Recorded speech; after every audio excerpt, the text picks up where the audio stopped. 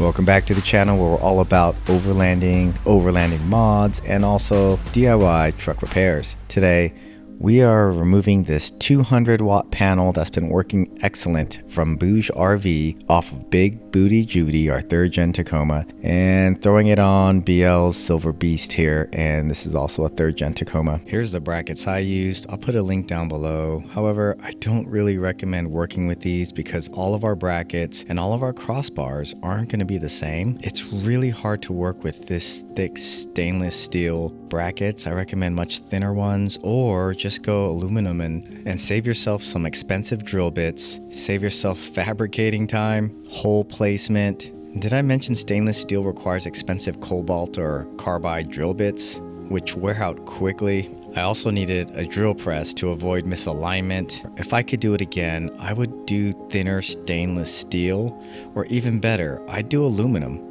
Usually it costs less, requires basic tools, and check out this one I found on Amazon. It's kind of like the bracket that'll fit every single crossbar.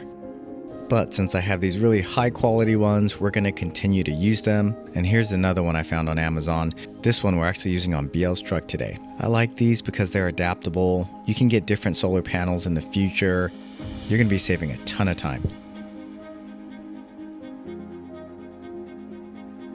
First, get your crossbars correctly spaced out, or as close as you can, until you get the solar panel up to get a better look.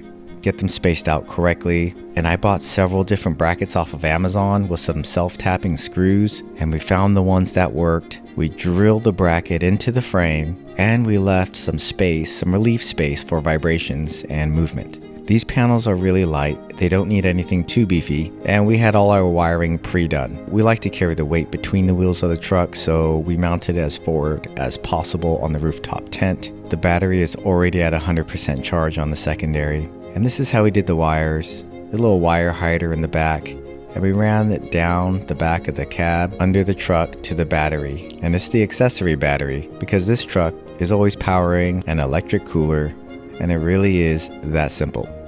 Before connecting to the battery, disconnect that negative terminal first for safety. Then you can connect the output of the charge controller to your truck's battery. And if you can, install an inline fuse and a disconnect switch between the controller and the battery to protect against electrical surges and to allow you to safely isolate the system when needed. Here, we're using, I believe it's a 12 gauge wire, but sometimes bigger is better. And here, I think a 10 would be more ideal. We just didn't have it handy at the time. It's pretty simple. Negative to negative, positive to positive. With proper care, rugged off-road solar panels can remain effective for 14 plus years. Though efficiency may slightly degrade over time, with solar, your cooler stays cold, your lights stay on, and your gadgets stay charged. Need to flex on your buddies? Pull out a fully charged drone while they're rationing their flashlight batteries. It's like bringing a tiny, silent, infinite gas station with you. Except instead of refueling, the sun just hands you free power all day. Game changed. Share this video with a solar camper. Like, subscribe. See you out there. Way out there.